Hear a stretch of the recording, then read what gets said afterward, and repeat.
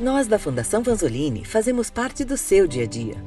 Na educação básica e continuada, nos alimentos que você consome, no metrô, carros e hospitais, na gestão ambiental, na proteção de dados, na gestão pública e privada. Para estar em tantos lugares, contamos com uma equipe preparada, comprometida e diversa que atua em 4 grandes entregas: educação, certificação, pesquisa e soluções. É assim que seguimos disseminando conhecimento, melhorando processos e aumentando a eficiência do país. Porque juntos acreditamos que podemos usar a tecnologia de gestão para mudar o Brasil.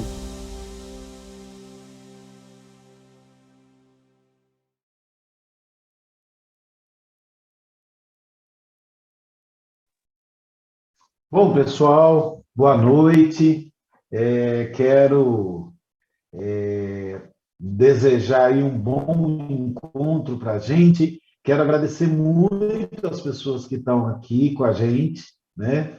É um prazer estar com vocês aqui. Se tem uma coisa que eu gosto de fazer é bater papo, é conversar, é trabalhar, é discutir, é levar conhecimento. É isso que nós vamos fazer aqui, nessa 1 hora que nós vamos ter. Nós vamos ter um tempinho aqui para conversar, e nessa 1 hora nós vamos conversar um pouquinho sobre gestão de pessoas e liderança. Eu queria trazer um dado para vocês, já no início, que eu acho muito interessante, e é um dado que nos alerta para algumas questões que a gente vê aí importantes sobre gestão de pessoas e liderança.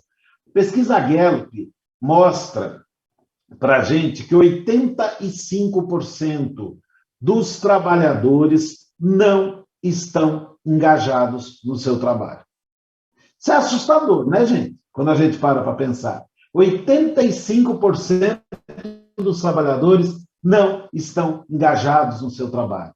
E aí a gente tem o primeiro desafio do líder que eu queria trazer para a gente. E o primeiro desafio da liderança que eu queria trazer para a gente nessa noite, ele vem... Pois é, Michel, quase a organização toda. Se tiver aí 10 pessoas trabalhando com você, você vai ter 2 pessoas engajadas e 8 desengajadas.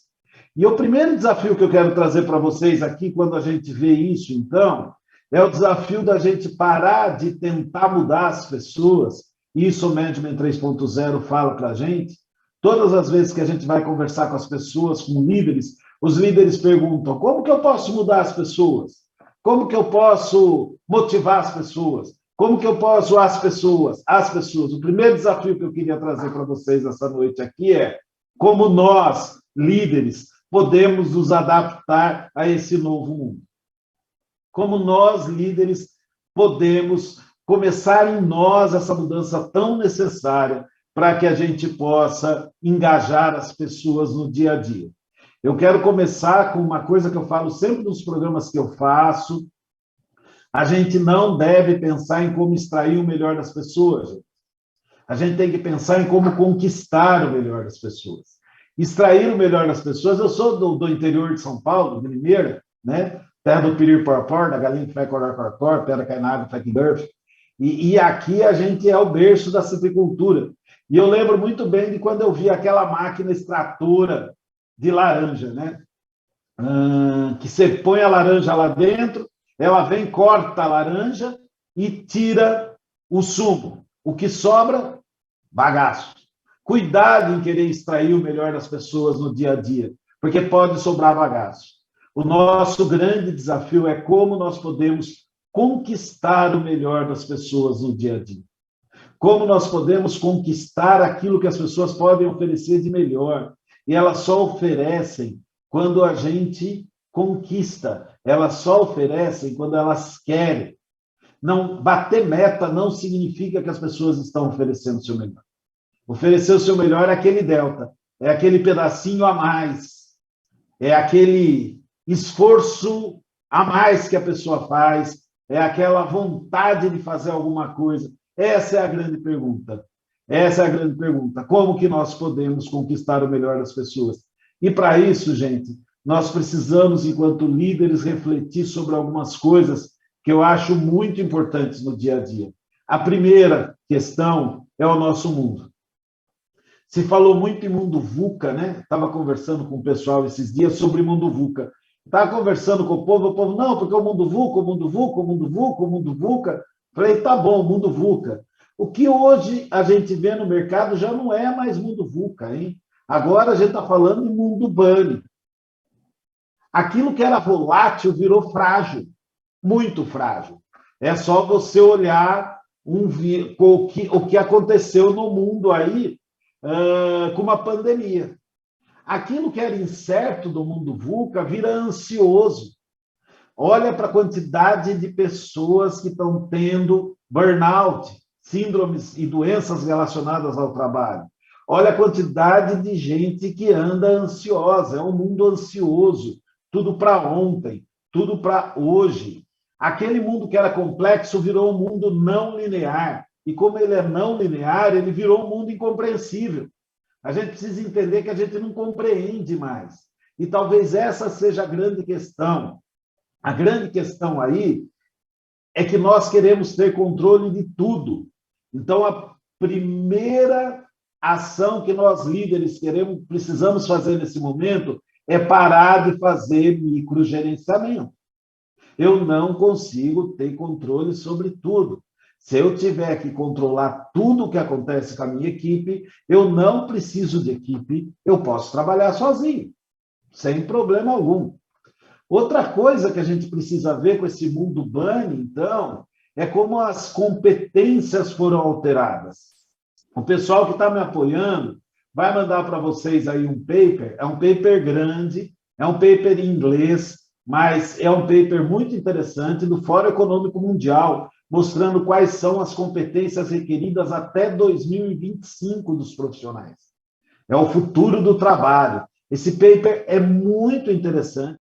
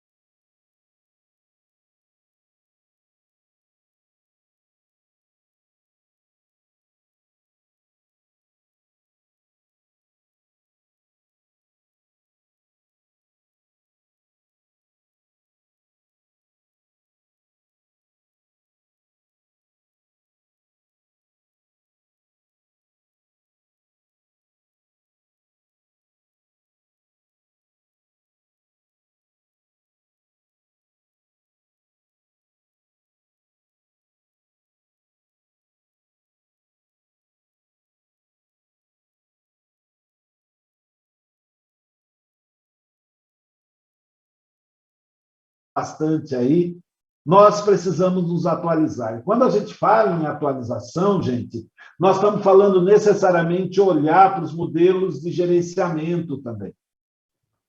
A gente vem de um modelo de gerenciamento, e muita gente ainda utiliza esse modelo, que é o modelo de gerenciamento lá de 1900, da Revolução Industrial. Um modelo de gerenciamento onde o comando e controle funcionava, e funcionava muito bem. O comando e controle era a forma de gerir pessoas. Recompensas e punições eram as formas de motivar pessoas. Deu certo, eu dou uma recompensa. Deu errado, eu puno. A motivação mudou. O management mudou. O jeito de trabalhar pessoas mudou. Nós precisamos entender isso enquanto líderes. Existe um material do Daniel Pink, vocês conseguem lá no YouTube esse material, que ele diz o seguinte: a motivação hoje é diferente. E quando a gente está falando de motivação intrínseca, porque é isso que a gente fala, é óbvio que a motivação é intrínseca, mas o líder precisa entender quais são os fatores motivacionais de hoje. Se os fatores motivacionais de antigamente eram recompensa e punição, Hoje nós estamos falando de 3 fatores motivacionais fundamentais para qualquer profissional. E nós, líderes, precisamos entender esses 3 fatores. Primeiro fator motivacional fundamental dos dias de hoje é autonomia. O desejo que as pessoas têm de entregar resultados seguindo seus próprios caminhos. Autonomia para entregar resultados a partir dos seus próprios caminhos. Esse é o primeiro fator motivacional. Agora, não nos esqueçamos, a autonomia só funciona se tiver alinhamento. E esse é um grande desafio do líder, então. Garantir alinhamento entre as pessoas. Alinhamento do quê? Alinhamento, basicamente, com a cultura e com os valores da organização onde a gente atua e onde a nossa equipe atua. Eu devo dar autonomia, mas eu tenho que garantir que as pessoas estão alinhadas aos valores da organização. Aí eu dou autonomia. Então, o primeiro fator motivacional, autonomia. Quem trabalha com o pessoal mais jovem vai ver que isso está sendo cada vez mais forte, as pessoas têm buscado essa autonomia, que é a vontade de entregar o resultado buscando seus próprios caminhos. Segundo fator motivacional muito forte, maestria. O que é maestria? A vontade que as pessoas têm de conhecer cada dia mais aquilo que elas fazem e de se aperfeiçoar continuamente no trabalho delas. Segundo fator motivacional é maestria. E aí nós estamos falando de desenvolvimento de pessoas. E quando eu falo de desenvolvimento de pessoas, eu estou falando do papel do líder e não do RH. A grande pergunta que fica para a gente aqui é: quanto eu, como líder, tenho desenvolvido as pessoas que trabalham comigo? Ah, Márcio, mas eu não tenho ferramentas. Desculpa, você tem muitas ferramentas na mão para desenvolver pessoas. Nós temos Job Rotation, que é troca de função. Nós temos Shadowing, que é o famoso sombra, colocar alguém para acompanhar outra pessoa. Esses dias eu vi numa empresa o programa de estágio interno, onde as pessoas são liberadas meio período por semana para fazer estágio numa outra área, para conhecerem aquela área. Agora, você tem uma ferramenta na tua mão que eu acho de fundamental importância. Uma ferramenta na tua mão que promove o desenvolvimento de forma inequívoca, que é o famoso feedback. Como nós estamos trabalhando feedback? Como nós estamos trabalhando feedback com as pessoas que atuam com a gente? Como nós estamos usando o feedback como uma ferramenta de desenvolvimento? Lembrem, eu estou falando de maestria, o desejo que as pessoas têm de se aperfeiçoarem cada vez mais e estarem bem no que elas fazem. Feedback é ferramenta de desenvolvimento, gente. Feedback é ferramenta fundamental de desenvolvimento de pessoas. E olha, essa questão do desenvolvimento é tão forte que na lista das 150 melhores empresas para trabalhar, 46% dos respondentes à pesquisa de 2019 que responderam qual o principal motivo que faz elas permanecerem na empresa, o principal motivo foi oportunidades de crescimento e desenvolvimento. 46%. Então, já que eu estou falando de GPTW, eu queria me apresentar rapidamente. Eu sou Márcio Camargo, eu sou coordenador do Programa de Liderança e Gestão de Pessoas da Fundação Vanzolini. Eu coordeno um programa em Angola também. Por 6 anos, eu fui sócio do Great Place to Work no Brasil. Great Place é a empresa que faz a lista das melhores empresas para trabalhar. Eu sou Management 3.0 Facilitator, Lego Serious Play Facilitator, mas além de tudo isso, que é besteira ficar falando tudo isso, eu sou um cara que tenho aprendido que conhecimento a gente tem que adquirir dia a dia. Então, eu sou um cara que ando com uma plaquinha escrita em obras na minha frente, bem penduradinha aqui, em obras, porque nós estamos constantemente em obras. Eu acho que a obra só vai acabar quando a gente estiver indo para um outro lugar que não é essa terra, né? Eu aprendi isso com um filósofo estoico chamado Raul Seixas. Eu que não sento no trono do meu apartamento com a boca escancarada, cheia de dentes, esperando a morte chegar, sabe? Então, eu estou em obras o tempo todo.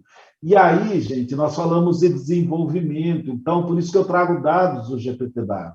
46% das pessoas que atuam nas melhores empresas para trabalhar no Brasil ficam na empresa principalmente pelas oportunidades de desenvolvimento.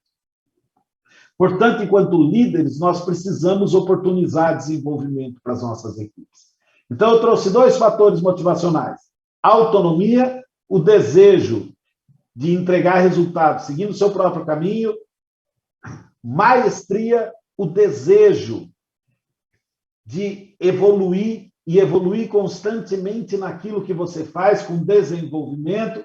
Terceiro fator motivacional nos dias de hoje: propósito. O desejo que as pessoas têm de atuar em uma causa que é maior que elas próprias. Propósito. E a pergunta que fica aqui para vocês é a seguinte: enquanto líderes, como nós estamos trazendo propósito para o trabalho das pessoas? Como nós estamos trazendo o propósito da organização para o trabalho das pessoas? Quanto as pessoas têm orgulho daquilo que elas fazem, entendendo o propósito da organização e entendendo o trabalho que elas desenvolvem? Eu tenho um grande amigo chamado Osiris Silva. Osiris Silva hoje está com 93 anos. Osiris Silva foi o cara que criou a Embraer no Brasil, né? Foi presidente da Embraer por muito tempo, foi presidente do ITA, e ele conta que a Margaret Thatcher foi visitar a Embraer e encontrou com um torneiro mecânico lá e perguntou para o torneiro mecânico: o que você está fazendo?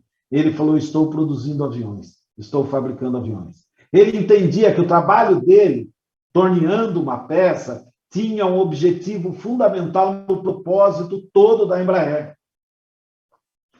No propósito todo da Embraer. José Ricardo, a missão, ela pode ser utilizada como propósito, não há problema nenhum nisso, né? Desde que a missão seja engajadora. Porque quando a gente para pensar, o que o propósito tem como objetivo? Ser engajador. Propósito tem como objetivo ser engajador, né? Então, a gente, enquanto líderes, nós precisamos trazer as pessoas para o propósito da organização. Lembrem, os 3 fatores motivacionais: autonomia, maestria e propósito. As pessoas estão deixando organizações porque não estão se reconhecendo no propósito, nos valores dessas organizações. Olha que loucura isso.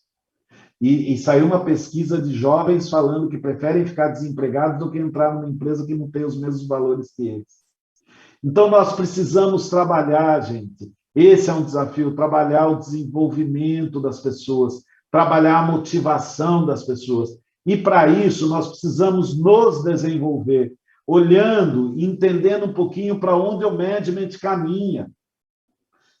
A gente teve lá, então, eu falei do Management 1.0, lá de comando e controle, hierarquias rígidas. Depois a gente teve, lá em 1970, mais ou menos, o Management 2.0, o segundo movimento de gestão, de gerenciamento, onde a gente teve padronização, foco nos processos, etc. E lá em 2005, a gente vem com o Management 3.0. O Management 3.0 traz para a gente objetivos comuns, times com liberdade e autonomia, equipes multidisciplinares e responsabilidade de todos. Esse é o Management 3.0. Nós estamos aí. O líder precisa se adequar a esse momento. O líder precisa entender que hoje não dá mais para trabalhar microgerenciamento, que hoje não dá mais para trabalhar com comando e controle, que hoje a palavra de ordem é confiança. Talvez essa seja a palavra mais importante dessa noite. Confiança. Como líder, enquanto líder, como que eu estabeleço e mantenho a confiança da minha equipe? A confiança da minha equipe em mim, líder, a confiança da minha equipe na minha empresa, a confiança da equipe entre a própria equipe. Confiança, o Marcos Fabosi traz para a gente no livro Fator Confiança algo muito interessante. Ele falou: gente, confiança é que nem o ar. Quando existe, a gente não percebe. Quando falta, a gente percebe e faz uma falta tremenda. Então, o nosso desafio hoje, né, é confiança. O problema é que alguns definem seu propósito apenas como resultado, principalmente financeiro, consequência desse engajamento, fazer parte de algo maior, exatamente. Se o resultado for só financeiro, esquece, não vai funcionar, né? Confiança, gente, é a palavra-chave nas equipes. As equipes precisam confiar nos seus líderes. Você precisa trabalhar diuturnamente para manter e garantir um ambiente de confiança com as suas equipes. Eu não sei se você já pensou na palavra confiança. Confiança vem de com fé, né? Fé é a certeza que alguma coisa vai acontecer antes mesmo dessa coisa ter acontecido. Isso é fé. Confiança, então, das nossas equipes com a gente, tem a ver com as equipes acreditarem naquilo que a gente fala, antes mesmo de ter acontecido. Portanto, eu estabeleço confiança com a minha equipe, basicamente, eu estabeleço confiança com a minha equipe com uma comunicação aberta, com uma comunicação clara, com uma comunicação transparente. Eu estabeleço confiança com a minha equipe quando eu estou aberto a falar e escutar tudo o que eles querem trazer para o dia a dia. Eu estava fazendo um trabalho, eu sou contador de causos, tá, gente? Eu gosto de contar causos, até não querer mais, e nós vamos contar alguns. Eu estava fazendo um trabalho numa organização tempos atrás, e a organização ia para a Bolsa, ia fazer a IPO. E o pessoal da controladoria ralou muito. Trabalhou, assim, dia e noite para conseguir fechar toda a papelada de IPO é muito grande, material de IPO é um negócio denso. Bom, o IPO ia sair dali 2 semanas, um determinado domingo, uma das pessoas da controladoria estava em casa, bem tranquilo, com calma, chega o vizinho, bate na porta e fala, escuta, você não me conta tudo? Ele falou, por quê? Acabei de ver aqui no jornal que a sua empresa não vai mais fazer IPO. E ele falou que ele ficou meio sem graça, falou, desculpa, não deu tempo de eu contar para você. Mas veja, as pessoas que trabalharam ativamente nesse projeto ficaram sabendo que a empresa tinha desistido do IPO depois dos meios de comunicação. Como que eu quero manter confiança na equipe desse jeito? Não tem jeito. Como que eu quero manter confiança com a equipe? Então, eu mantenho confiança quando eu tenho uma comunicação clara, quando eu tenho uma comunicação transparente, quando eu tenho uma comunicação direta, quando eu tenho espaço para olhar, falar e ouvir. Nessa mesma empresa, eu estava conversando com uma pessoa, a gente fez pesquisa de clima lá, e eu fiz mentoria, e a pesquisa de clima da área cresceu para caramba da nota. Eu falei para ela, escuta, eu quero saber o que você fez, né? Ele falou para mim, bom, eu só olhei as pessoas como pessoas, mudou tudo aqui dentro. Gente, esse é o desafio do líder, olhar as pessoas como pessoas. Isso faz a gente trazer confiança, isso faz a gente estabelecer um ambiente de confiança nas nossas equipes. Além disso, trabalhar com imparcialidade. Trabalhar com imparcialidade. Imparcialidade nada mais é do que justiça. Trabalhar de forma que as pessoas se sintam desenvolvidas. Criar mecanismos que possibilitem crescimento e desenvolvimento de todos na sua área. Confiança é a palavra-chave do negócio. Nós precisamos trabalhar a confiança das nossas equipes. Precisamos. E nós trabalhamos confiança nas ações do dia a dia. Sabe, Reginaldo, eu estava fazendo pesquisa numa empresa e saiu um resultado muito baixo lá numa pergunta, numa afirmativa do Great Place to Work. A afirmativa é assim, meus líderes cumprem o que prometem. E daí eu fiquei meio perdido, né? Falei, meu Deus do céu, apresentei para o cara ficou meio bravo, falou, o que a equipe está dizendo? Que eu sou mentiroso? Falei, isso aí. Falou, não, vai lá fazer um grupo focal. E vai o marmitão do Márcio conversar com a equipe. E daí eu estava conversando com a equipe falou assim, não, ele não cumpre o que promete mesmo. Falei, então me dê um exemplo aí para que eu possa saber. E daí uma pessoa da equipe falou, por exemplo, eu precisei falar com ele esses dias, falei que eu precisava falar com ele, ele falou para mim assim, me dá 5 minutinhos que eu estou apurado aqui, a gente já vai conversar.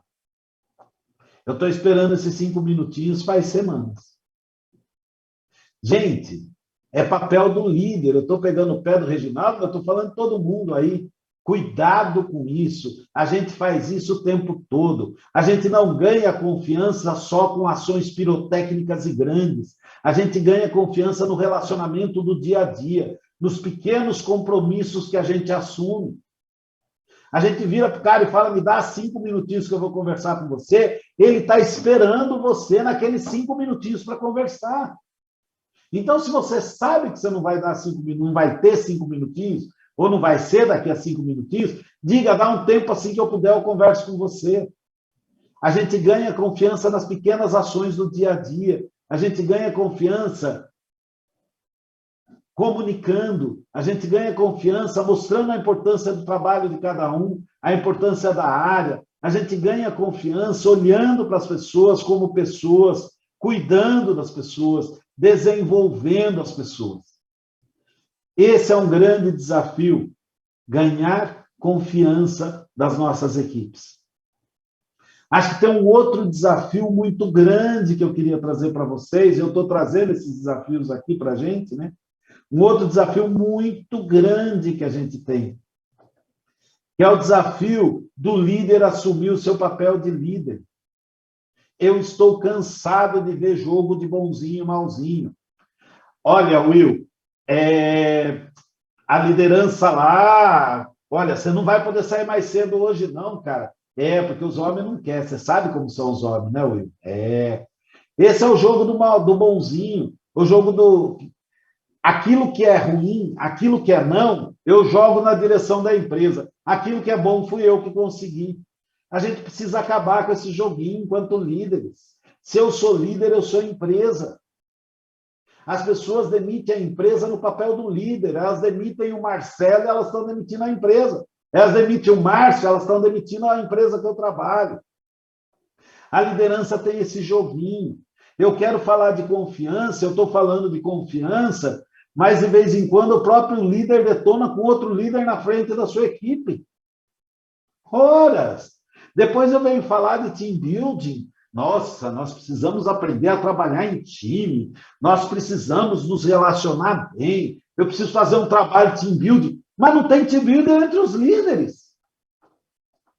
Não tem team building entre os líderes. Como que eu quero trazer team building para as pessoas? Eu viro para o Michel lá, o Michel vira para mim, eu sou líder do Michel, e fala, ô Márcio, pessoal de TI lá não conseguiu resolver problema do meu computador, cara, eu não sei o que eu faço. Fala, Michel, você conversou lá com o Ricardo? Eu conversei, o Ricardo não resolveu nada. Cara, mas é assim mesmo, o Ricardo não resolve nada para ninguém. Depender da TI. O que eu estou fazendo? Eu estou dando um tiro no pé do outro líder. Então, guarde isso. Corpo de liderança tem que ter mais confiança entre si até do que com a sua equipe. Eu tenho que assumir meu papel de representante da empresa perante a equipe. Esse é um desafio que nós líderes temos. A gente é alçado, e até hoje acontece isso, há uma liderança porque, na maioria das vezes, nós somos bons técnicos. E daí a empresa não instrumentaliza a gente para ser gestor de pessoas. E daí vira para a gente e fala assim, que legal, você virou líder, você ganhou uma equipe, e aí o RH vai ser só consultor, tá? Você tem que cuidar de tudo da equipe. E esquece de preparar a gente para isso. Eu coordeno um programa na Fundação Vanzolini já há 10 anos, onde nós recebemos líderes técnicos. Líderes, excelentes técnicos que viraram líderes e que estão com dificuldade para gerir pessoas, para gerir equipes. As empresas, infelizmente, grande parte das empresas não preparam os líderes. Esse é o nosso desafio, gente. Não adianta, eu me garantia como técnico antes de me tornar líder, agora eu tenho que me garantir como gestor de pessoas. Como gestor de pessoas. Então, outro desafio que eu queria trazer para vocês é esse, é o desafio da assunção verdadeira do papel de liderança.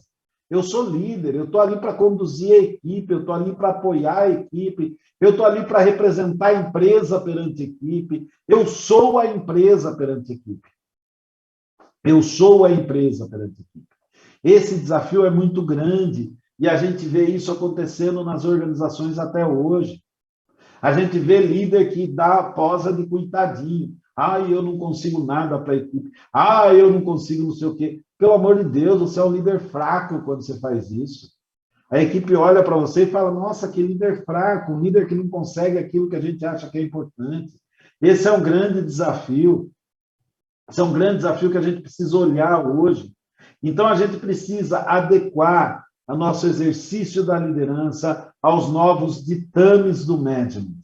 Esse é o principal desafio que eu comecei falando lá em cima. Um dos ditames do management que eu trouxe para vocês é entender os processos motivacionais e buscar trabalhar esses processos motivacionais no dia a dia. Entender processo motivacional é de fundamental importância, mas a Priscila colocou uma coisa aqui que é importante. Eu preciso saber o que motiva cada uma das pessoas que trabalham comigo. E aí o Management 3.0 tem um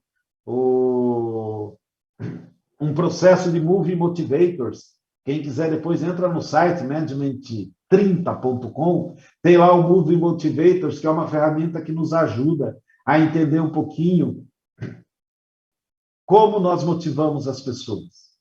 Então, nós falamos da motivação, da motivação e dos 3 fatores que o Dan Pink trouxe para a gente, que estão muito alinhados com o Management 3.0, autonomia, maestria e propósito. Falamos que o modelo de recompensa e punição é um modelo que tem motivado muito pouco hoje. Eu trouxe para vocês aqui a importância da confiança como ferramenta, como mola mestra para equipes de alta performance. Eu trouxe para vocês aqui um pouquinho também sobre ações para estabelecer confiança, e aí eu quero entrar no que o Reginaldo colocou aqui e antecipou. Se fala muito hoje em marca empregador, em employee experience, em experiência do colaborador na organização. E se fala muito em employee experience a partir da visão do RH. O que eu quero trazer para vocês é um pouquinho dos subsistemas de RH na visão do líder. Eu acho isso importante. A experiência que o colaborador tem a partir das ações de liderança. Essa experiência vai garantir a manutenção ou não dos talentos na nossa organização e na sua equipe. Eu não falo de retenção, tá? Porque quando a gente fala de retenção, dá a sensação que você vai prender todo mundo, né, Will? Bota uma bola de ferro no pé do cara e ele está proibido de sair da empresa. Eu estou falando de manutenção. De manutenção. Então, nós vamos falar um pouquinho de Employee Experience. Eu quero trazer uma geral disso, principalmente no papel do líder. Legal, Patrícia, obrigado. Primeira etapa da experiência do colaborador tem muito mais a ver com o RH, que é a atração, né? Que é a proposta de valor da organização, que é a cultura que a organização traz. Mas a partir da segunda etapa, quando a gente fala de seleção, eu já estou entrando aqui no que o Reginaldo falou. O RH que cuida da seleção. Não! Se na sua empresa é o RH que cuida da seleção, não deixe. Quem vai trabalhar? O cara vai trabalhar com você, não é com o RH. É você que vai segurar o rojão dessa seleção. Não é o RH. É você que vai responder pela pessoa, não é o RH. Não vamos terceirizar o que é nosso, gente. Não vamos terceirizar o que é nosso. E para falar de seleção, eu queria trazer algumas coisas bastante importantes e interessantes. Primeiro, quanto nós temos nos preparado para realizar entrevistas de qualidade. Quando eu falo nos preparado, é lendo o currículo, buscando dados nas redes sociais das pessoas, preparando algumas perguntas importantes que vão poder nos ajudar a nortear o nosso processo seletivo. Quanto eu tenho trabalhado isso? Tá, como selecionar caráter? Muito bom, Zé Ricardo. Tem uma das coisas que eu gosto de falar muito quando a gente fala de seleção, existem 2 modelos de entrevista, né? Existe a entrevista situacional onde eu trago uma situação para a pessoa hipotética e ela diz como ela reagirá. E existe o modelo comportamental, o modelo de competência, que é quando eu estimulo a pessoa a contar alguma situação vivida. Eu, particularmente, gosto muito do modelo de competência e do modelo comportamental, porque ela ajuda a observar caráter, valores, esse tipo de coisa, viu, Zé Ricardo? Porque vamos olhar para isso aqui rapidamente. Modelo situacional. Eu viro. Deixa eu pegar alguém aqui. Eu estou pegando só quem está com a câmera aberta, né? Eu viro para a Patrícia e falo assim: bom, vamos imaginar que a Patrícia é uma banqueteira de mão cheia. A Patrícia é aquela pessoa que faz aqueles banquetes maravilhosos. E eu tenho uma empresa de eventos, eventos voltou a bombar, eu preciso contratar alguém, vou lá e contrato a Patrícia, vou fazer entrevista com a Patrícia e viro para a Patrícia e falo: Patrícia, eu sei que você tem experiência, mas eu queria saber de você o seguinte: imagine que a gente está fazendo uma festa aqui de casamento de uma pessoa muito famosa, nós vamos ter muitas pessoas famosas, o bolo tinha que chegar às 5 da tarde, a festa começa às 7 da noite, são 6:30 da tarde e o bolo não chegou. O que você faria? Isso é uma entrevista situacional. Muito provavelmente, a Patrícia vai pensar um pouquinho para responder, e ela vai responder, José Ricardo, aquilo que ela acha que eu quero que ela responda. Ela vai falar: eu imagino que o Márcio quer ver se eu tenho proatividade. Olha, eu sei fazer bolo, eu tenho uma lista de backup, eu sei onde eu acho o bolo, eu construo um bolo de isopor, enfim. Ela vai responder aquilo que ela acha que eu quero que ela responda. Isso é o situacional. Por que eu gosto do comportamental, José Ricardo? Porque no comportamental é permitida a discussão. Quando ela fala isso, a gente está falando de uma situação hipotética. Então não dá, Reginaldo, para discutir situação hipotética.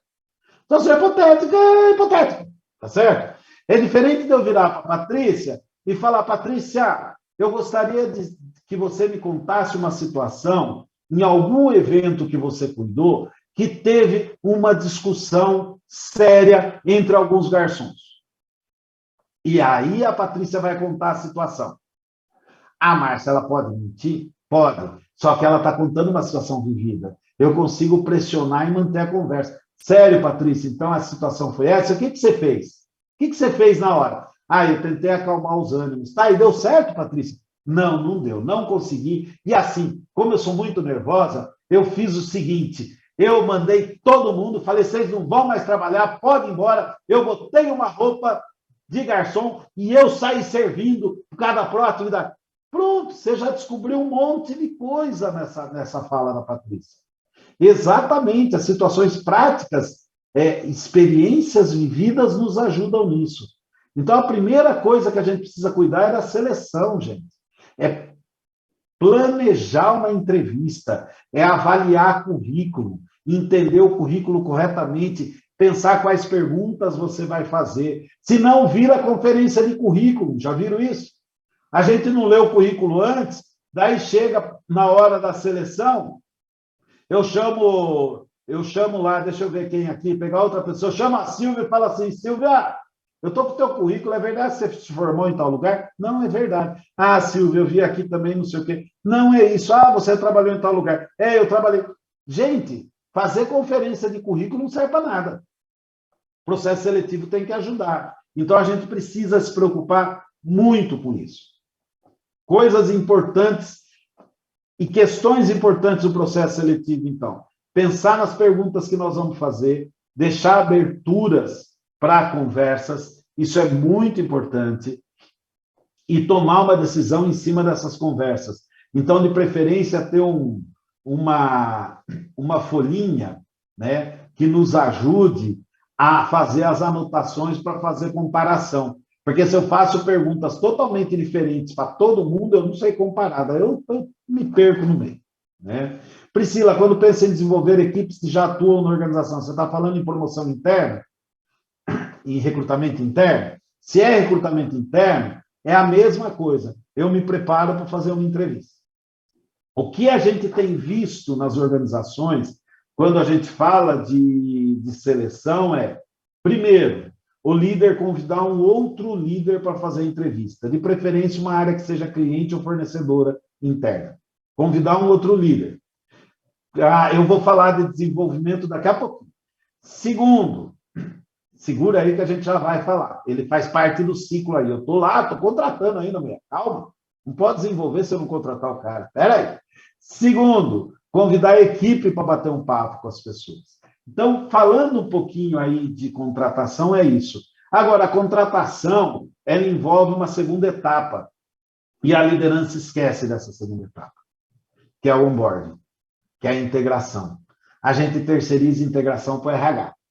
Integração é o que o RH cuida. Eu não tenho que cuidar da integração. Lê do engano. Você tem que pensar como você vai receber essa pessoa na tua área. O que você vai falar no primeiro dia da pessoa. Como você vai mostrar o funcionamento da área, a cultura da área. Minhas dicas para o primeiro dia: apresente a pessoa para todo mundo da área. Sente, fale um pouquinho da história da empresa, fale um pouquinho quais são os desafios do cargo e o que você espera dela nesse cargo. Quais são suas expectativas, quais são as expectativas da empresa e pelo que e como ela vai ser avaliada. Eu já cansei de ver gente trabalhando que não sabe o que o líder espera dela. Não sabe. Acha que o líder espera uma coisa e não é nada do que ele espera. Eu vou contar aqui, está gravando, mas tudo bem. Eu trabalhei numa instituição educacional por um ano, mudei de estado, fui para outro estado, trabalhei um ano lá como diretor acadêmico. Depois de um ano, mudei com a minha família, tudo. Depois de um ano, o reitor chegou para mim e falou: estou te demitindo. Eu falei: por quê? Porque você não está atendendo aquilo que a gente esperava. Eu falei: como não? Eu cuido dos alunos, eu cuido dos professores, a avaliação do MEC subiu, a avaliação de reação dos alunos subiu, nós não temos falta de professor, eu garanto... Não. O que a gente esperava de você é que você fizesse relacionamento, que você fosse para a rua fazer política, participar dos eventos. Só faltou ele combinar comigo isso em um ano. Ele esqueceu de combinar quando eu entrei, Reginaldo. E daí a pergunta que fica é assim: eu vou mudar de estado com a minha família inteira, vou mudar a minha vida e acordar todo dia, Marcelo, olhar para o espelho e falar assim: opa, acorda. Mais um dia que eu vou ter a possibilidade de fazer tudo diferente daquilo que o chefe espera de mim. Pelo amor de Deus, gente. Pelo amor de Deus. Se as pessoas não sabem o que você espera delas, elas não sabem o que elas têm que entregar, elas não sabem pelo que elas vão ser avaliadas. Isso faz parte dessa primeira etapa da experiência do colaborador, que a gente está falando aqui sobre seleção. É seleção em primeiro dia. É de fundamental importância. No primeiro dia, as pessoas saberem disso. O Reginaldo, depois levava o candidato para o setor, mostrava estrutura física, resumo das atividades, pessoas executando. É isso aí, é super importante. Aliás, é importante a gente entender, o Reginaldo trouxe uma coisa importante aqui. É importante a gente entender que entrevista é uma conversa entre duas pessoas, tá? Onde cada uma está tentando conhecer a outra. É uma conversa entre empresa e candidato. O candidato que precisa conhecer a empresa e a empresa que precisa conhecer o candidato.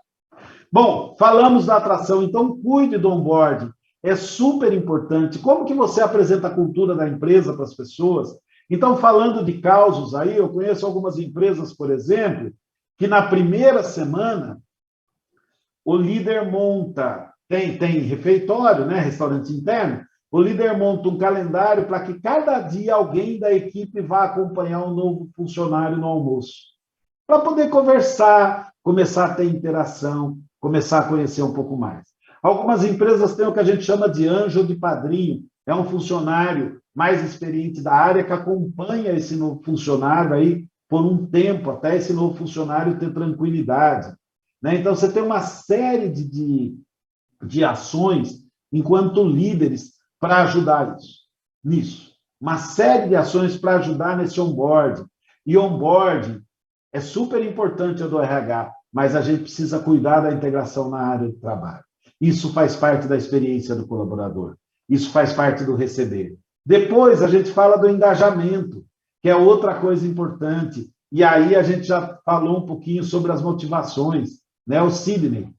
Olha lá, RH avalia hard, leva em conta performance para pontuar pontos positivos da vaga. Na segunda etapa, forma-se a bancada para avaliação situacional e desempenho do candidato, verificar muitas condições, postura e comportamento. Muito legal, muito legal. Muito interessante. Bom, depois a gente vai para um segundo subsistema do RH. A gente falou lá da atração, a gente vai para o subsistema, falou da atração e da contratação, a gente vai para o subsistema de engajamento, né? Tem a ver com motivadores, e a gente falou de motivadores aqui. Ah, carrapato, gostei do nome, olha, vou usar esse daí de exemplo, viu, carrapato. Depois do engajamento, a gente vai para a performance. E aí, na carreira, no caminho desse colaborador na nossa organização, a gente precisa cuidar da performance dos nossos colaboradores. Nós precisamos estabelecer claramente ferramentas de acompanhamento de performance, OKRs, KPIs, o que quer que seja, e deixar claro para as pessoas isso. A partir da performance, a gente vai para o desenvolvimento. E aí a gente está falando um pouquinho, eu quero responder a questão aqui que a Priscila colocou, né? Quando penso em desenvolver equipes que atuam na organização. Vamos lá, Priscila. O líder precisa promover crescimento e preparo das pessoas para o dia a dia dos negócios. Até porque, se o líder não desenvolver as pessoas que atuam com ele, ele corre o risco de nunca conseguir crescer na organização, porque nunca vai ter ninguém preparado para assumir a posição dele. E tem muito líder que ama isso. Tem muito líder que ama não preparar outras pessoas. Ele tem que se sentir indispensável na estrutura da empresa. Então, nós precisamos pensar em ferramentas de desenvolvimento para quem atua nas nossas equipes. Eu comecei a falar de algumas e eu vou trazer elas com um pouco mais vagar aqui, né? Um pouquinho mais devagar. Primeira ferramenta que eu gosto muito é o Job Rotation, quando você muda a pessoa de função para ela conhecer um outro trabalho. É troca de funções, para ela conhecer um outro trabalho. Job Rotation é uma coisa que o líder pode fazer. Segunda questão é a questão da mentoria. Chegou um funcionário novo numa atividade, a gente vai fazer o acompanhamento de mentoria por um funcionário mais antigo, ajudando essa pessoa que chegou. Nós já vamos falar disso, viu, Reginaldo? Segura aí que a gente já vai falar de feedback. Ajudando esse funcionário que já chegou, né? Terceiro é shadowing. Muitas empresas estão usando shadowing, que é o sombra. Você encosta um funcionário no outro para aprender o trabalho, depois coloca o funcionário para jambar, depois coloca o funcionário para trabalhar. Programas de treinamento internos. É super tranquilo da gente montar programinhas, pedindo, inclusive, tentando aproveitar o que cada um tem de bom nas nossas equipes. Agora, para mim, a melhor ferramenta de desenvolvimento, eu insisto, é o feedback. Feedback é uma das melhores ferramentas de desenvolvimento. E, infelizmente, eu não vejo as pessoas utilizando o feedback de forma adequada o tempo todo. Eu quero começar com o feedback falando sobre, primeiro, um pouquinho sobre os modelos, né? Eu tenho o feedback constante, que o Reginaldo falou, que é o feedback pontual. Aconteceu alguma coisa, eu vou lá e dou um feedback, né? Feedback de reforço, quando eu reforço um comportamento positivo, e feedback de reorientação, para orientar em relação ao comportamento ou à ação não positiva. De novo, eu reforço um comportamento positivo ou eu reoriento um comportamento ou ação não positivas. Aí eu já estou dando uma dica. Eu não dou feedback de pessoas, eu dou feedback de ações e de comportamentos. Enquanto líder, eu tenho que dar feedback de ação e comportamento. Para mim, não existe feedback negativo. Existe feedback de reforço e feedback de orientação. Feedback negativo, para mim, é outra coisa, é crítica, é acabar com as pessoas. Não é isso que nós vamos discutir aqui. Então, esses dois modelos. E aí, gente, é aquele feedback pontual. Aconteceu alguma coisa, o Reginaldo comentou lá, né, constante, né? Aconteceu alguma coisa, eu vou lá e dou um feedback. Desde que eu tenha controle emocional na hora que aconteceu. Que essa é uma outra questão. Porque de vez em quando você vê acontecendo a coisa, não sei se já aconteceu com vocês, Parece que forma uma bola de fogo dentro da barriga, assim, essa bola de fogo começa a subir. Ela vai subindo, Reginaldo. Ela vem que vem. E daí você fala, é agora. Daí você fala, não, para, vai. É melhor eu não dar feedback agora, porque eu estou sem controle emocional. Sem controle emocional, a gente não dá feedback. Respondendo ao Reginaldo, sim, Reginaldo, eu acho importante que a gente anote. Eu acho importante que a gente anote os feedbacks, porque você vai ter dados objetivos na mão, tá? Para mim, gente, para mim, a medida de um líder é o susto que um funcionário leva ao ser demitido de uma organização. Esse é um desafio que nós temos. Em condições normais de temperatura e pressão, que os funcionários não levem sustos ao ser demitidos de uma organização. Nós temos ferramentas de acompanhamento, o feedback é essa ferramenta. Eu preciso acompanhar, eu preciso dar feedbacks constantes. E daí tem o segundo feedback que eu gosto muito, Reginaldo, que aí é as reuniões para discutir desempenho. Aí eu não vou dar o feedback pontual, eu vou discutir desempenho. Para o feedback pontual, para aquele feedback constante, eu gosto muito de um modelo, tá? Que é o modelo SCI. Situação, comportamento, impacto. Para mim, esse modelo, ele é muito legal. Situação, comportamento e impacto. Esse modelo, para mim, é muito interessante quando a gente está dando feedback constante. O que é a situação? Eu vou relatar exatamente a situação onde o comportamento ou a ação foi expressa. C de comportamento, eu vou relatar o comportamento. I de impacto, eu vou relatar o impacto daquele comportamento. Então, é mais ou menos assim, né? Deixa eu pegar algumas pessoas aqui. Vai, a Jennifer com o Marcelo. Ô, Marcelo, na reunião de ontem à tarde da nossa equipe, cara, enquanto a Jennifer estava apresentando, você interrompeu 3 vezes. Na última interrupção que você fez, a gente acabou entrando numa discussão sobre outros assuntos e a gente não conseguiu terminar a reunião. Eu vou ter que marcar uma próxima reunião para a gente poder encerrar aquele assunto. A gente acabou perdendo tempo, eu tinha que ter dado uma resposta para a nossa diretoria ao final da reunião. Qual é a situação, gente? Ontem, na nossa reunião de time. Qual foi o comportamento? O Marcelo interrompeu 3 vezes. Qual foi o impacto? Eu não consegui dar a resposta para a diretoria no tempo que havia sido pedido. Quando você traz isso, os fatos, exatamente os fatos, e você traz a situação, comportamento e impacto, fica difícil do Marcelo querer discutir comigo. Eu estou trazendo a situação, estou trazendo qual foi o comportamento, estou trazendo o impacto daquele comportamento. Muitas vezes as pessoas nem entendem qual foi o impacto do comportamento delas. E daí, quando você fala qual foi o impacto, elas tomam um choque. Fala, caramba, tá certo. Né? Então, voltando para o feedback. Eu não dou feedback de fofoca. E o Reginaldo trouxe isso aqui. Eu dou feedback sobre fatos e dados. Eu dou feedback sobre o que eu constatei. Eu não posso dar um feedback, deixa eu pegar um nome aqui, para o Tiago, falando, Tiago, o Magno comentou com o Leonardo veio falar para mim, Tiago, que ontem você estava atendendo de uma forma não muito educada um cliente, eu queria entender o que aconteceu. Eu não posso dar feedback, isso é fofoca back, gente. Eu dou feedback de dados e fatos que eu constato, que eu vejo.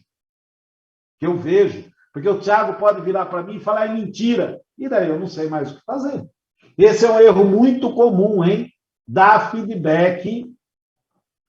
Primeiro, dar feedback que julga pessoas e não ações e comportamentos. E dar feedback sobre o que ouve falar. Eu tenho que dar feedback sobre dados e fatos. Eu não posso dar feedback em nome de outras pessoas. Feedback com generalizações. Eu não disse para o Marcelo que ele sempre interrompe as pessoas. Eu disse para o Marcelo que ele interrompeu 3 vezes na reunião de ontem. A gente costuma dar feedback assim, você sempre erra, você sempre interrompe, você sempre entrega. Esse feedback não funciona. Esse feedback não funciona. E aí, Michel, você trouxe uma coisa interessante que faz me lembrar do Sócrates e de um artigo que eu escrevi. O Sócrates, um amigo virou para ele, filósofo, e disse o seguinte: Sócrates, eu tenho que contar para você uma questão aqui sobre um amigo nosso. E o Sócrates falou: antes de você contar, eu gostaria que você passasse essa informação por 3 filtros.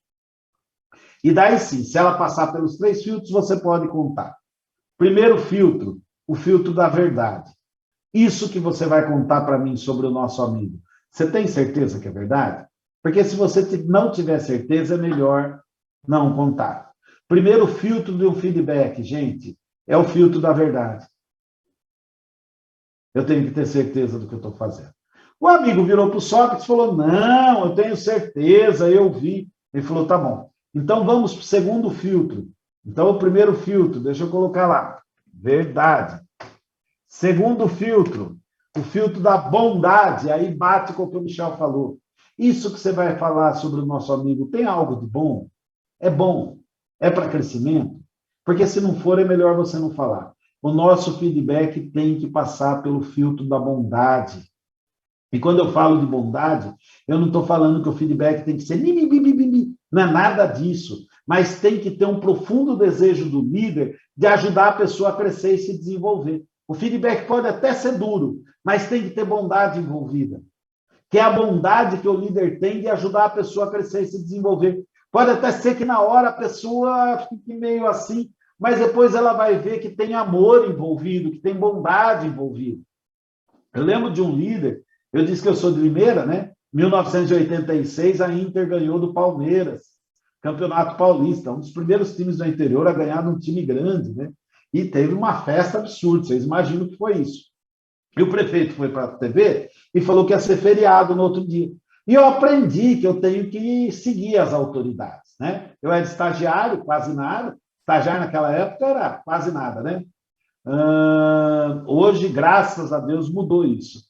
Mas eu aprendi que eu tenho que seguir as autoridades. Resultado, eu fiquei na rua, eu tinha 18, 19 anos, fiquei na rua bagunçando e comemorando o título da Inter, do Leão da Paulista aqui. No outro dia eu acordo lá para meio-dia, né? Meu avô me acorda, morar com meu avô me acorda. Ele falou: acorda aí porque veio uma pessoa atrás de você. Eu falei: quem? Ah, um tal de Chinete. Falei: Chinete é meu chefe, o que ele veio fazer? Não, ele falou que pegou um táxi e veio aqui porque estava preocupado com você, você nunca faltou, você sempre chega no horário, ia ter uma reunião, então era importante ele saber o que estava acontecendo. Falei: vô, o que você disse para ele? O que vô disse? É verdade. Você ficou a madrugada inteira na rua e chegou aqui ruim pra caramba e não levantou para ir. Bom, vou eu conversar com o cara da empresa. Eu cheguei, ele olhou para mim e falou assim: Márcio, eu tenho uma pergunta para você. Tá, pois é, Michel. Olha lá, tá subindo o e-book de feedback para vocês, tá? Eu tenho uma pergunta para você, Márcio. Você quer continuar sendo esse moleque que você se mostrou? Cata tuas coisas e some daqui. Ou você quer virar um profissional? Se você falar que quer virar um profissional, eu vou te ajudar a virar um profissional. Foi um feedback muito duro, como poucas vezes eu recebi na minha vida, Reginaldo. Mas tinha bondade no feedback. É isso que a gente precisa entender. O amigo do Sócrates falou: não, é bom, é coisa boa. Ele falou: tá bom.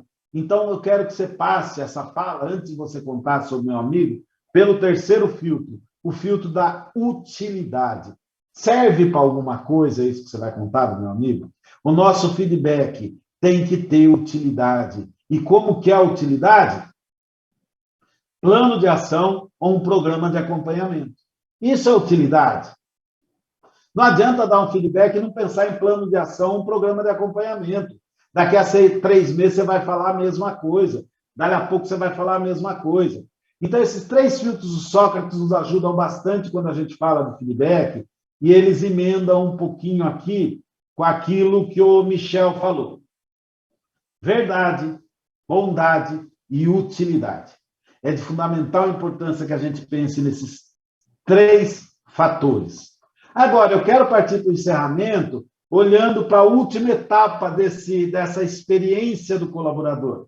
Então, nós falamos da seleção, nós falamos da contratação, nós falamos do desenvolvimento, nós falamos um pouco de motivação que gera engajamento. Agora, as empresas, de maneira geral, fazem tudo para o funcionário entrar. Na hora que o funcionário vai sair, elas entram com o pé. E o funcionário entra com outra parte do corpo. Nós precisamos cuidar da saída dos nossos colaboradores. Nós precisamos cuidar das demissões. O Richard Barrett, que trabalha cultura, diz que a nova fronteira da vantagem competitiva vai ser o capital cultural de uma organização. Não só o que ela produz, mas aquilo que ela é e o que ela acredita. E a gente se preocupa muito pouco com a saída decente de um funcionário da nossa organização. Eu já vi coisas muito mal feitas. Nós precisamos nos preocupar nos processos de demissão dos funcionários. Nós precisamos nos preocupar em ser honestos, éticos e respeitosos nos processos de demissão. Eu quero encerrar com uma historinha de uma empresa que eu fui chamado. Eu estava numa organização e o presidente me ligou e falou assim: Márcio, corre para cá. E vai o Márcio, mas então corre lá, senta com o presidente da empresa e fala: Márcio, eu não sei o que aconteceu, mas está dando um fuzuê aqui dentro da empresa. Eu fiz uma demissão, mas fiz do jeito que você sempre falou para fazer, mas está dando um fuzuê. O logo da empresa, para vocês terem uma ideia, o mote da empresa é Somos e o nome da empresa. As pessoas que foram demitidas criaram nas redes sociais uma página escrito Fomos e o nome da empresa. E chamaram todo mundo para essa página. Falei: eu posso conversar com os funcionários? Pode. Daí fui conversar com os funcionários falaram: não, realmente. Ele fez a demissão, explicou o porquê da demissão, mas ele foi de sala em sala com uma lista pedindo para as pessoas irem para o auditório. Daí ele pegou as 200 pessoas e demitiu uma vez só. Pelo amor de Deus, né, gente? A gente não faz isso.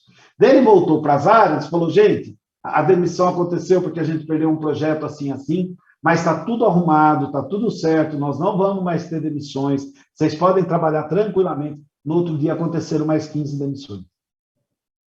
Daí você quer o quê? Você quer o quê? Você fala, você faz a comunicação e no outro dia você vai contra aquilo que você falou. Por isso eu queria deixar muito claro com vocês esse desafio. O desafio da saída, o desafio da experiência de saída do funcionário. E essa experiência de saída tem muito a ver com todo o ciclo, desde a hora que ele entra, desde os feedbacks e o acompanhamento que eu faço, desde as cobranças que eu faço, para que ele tenha uma boa experiência de saída na organização. Eu queria deixar para vocês aqui, passando os 3 minutos já, né? Daqui a pouco o povo me corta aqui. Eu queria deixar para vocês esses desafios, então. Primeiro desafio: precisamos adaptar a nossa liderança para esse novo momento. E adaptar a nova liderança é olhar para os novos modelos de gerenciamento. E aí eu sugiro que vocês estudem o Management 3.0 e olhem para lá para os novos modelos de gerenciamento. Gerenciamento de equipes multidisciplinares, o gerenciamento que leva em conta a autonomia. Segundo, nós precisamos olhar para a confiança. Essa é a palavra-chave de equipes de alta performance. Garantir e estabelecer confiança entre as pessoas. Terceiro, precisamos olhar para essa experiência toda da organização e na experiência toda do funcionário na nossa área. E que ações nós podemos fazer em cada subsistema desses, em cada passo, em cada espaço do caminho do funcionário. Desde quando a gente está fazendo um bom processo seletivo até quando a gente está demitindo. Esses são alguns dos desafios que os líderes enfrentam e vão enfrentar cada vez mais.